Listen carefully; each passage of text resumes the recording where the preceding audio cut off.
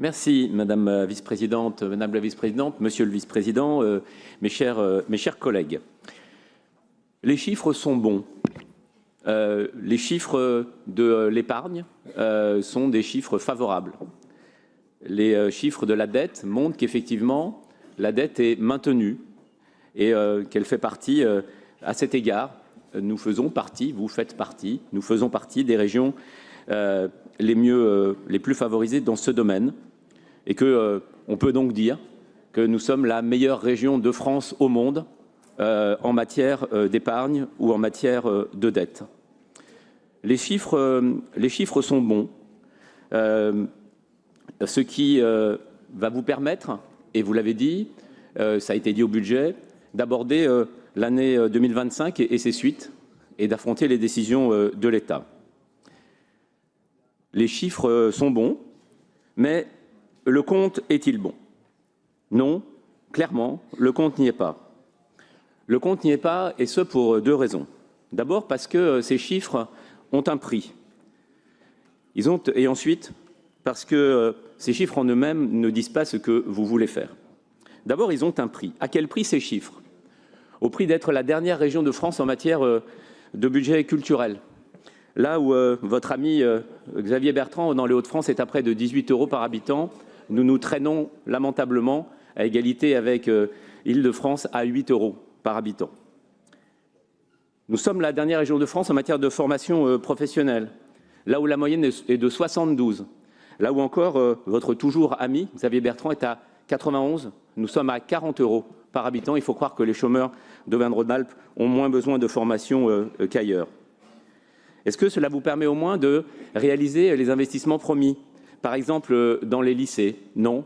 Nous avons 1,3 milliard d'euros d'autorisation de programme non encore engagés. Et à ce rythme, le fameux plan Marshall ne sera pas terminé avant la fin de votre mandat. Est-ce que cela vous permet de soutenir l'économie? Même pas, parce qu'en fait, on a moins 17 millions d'euros, c'est-à-dire presque 10% de moins d'une année sur l'autre. Et nous l'avons vu hier. Votre délibération, par exemple, sur l'armement, que nous avons approuvé, ne comprend pas d'engagement chiffré. Non, clairement, le compte n'y est pas non plus pour une autre raison. Que comptez-vous en faire? Comptez-vous gérer le magot? Comptez-vous, jusqu'en 2028, vous auto-glorifier de ces chiffres au service de l'ambition de votre chef? Il semble en réalité que même les adhérents LR n'aient pas été convaincus. Agissez-vous pour la cohésion sociale? Eh bien non, puisque les habitants, ne vous en déplaisent, et n'en déplaisent à ceux qui nient les chiffres, les habitants les plus pauvres de notre pays, ils sont dans les quartiers politiques de la ville, avec des revenus par habitant 2 fois inférieurs à ceux des revenus qui sont pourtant faibles des zones de revitalisation rurale. Mais pour eux, c'est 0 €. Il faut dire qu'ils votent moins pour vous que d'autres catégories de la population. Est-ce que vous vous en servez pour mettre le paquet sur le ferroviaire? Non. Parce que nous engageons 150 millions d'euros sur les routes, qui n'est pas notre compétence. C'est à peu près ce qu'il faudrait pour établir une liaison à peu près normale entre Lyon et Clermont. Ça veut dire qu'à la fin de votre mandat, au bout de 12 ans ou 13 ans de mandat, Lyon-Clermont n'aura pas avancé d'1 mètre.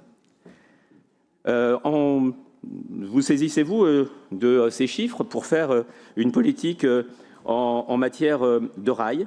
Non. Nous sommes la seule convention TER de France qui a baissé d'une convention à l'autre en termes de contribution annuelle. Pas beaucoup, mais elle a baissé. Oui, le CPER, c'est toujours 2 fois plus pour les routes que pour le rail. Est-ce pour acheter des rames? Oui, mais avec des commandes trop tardives et encore insuffisantes, ce qui fait qu'elles arriveront trop tard. Est-ce pour investir dans la transition écologique?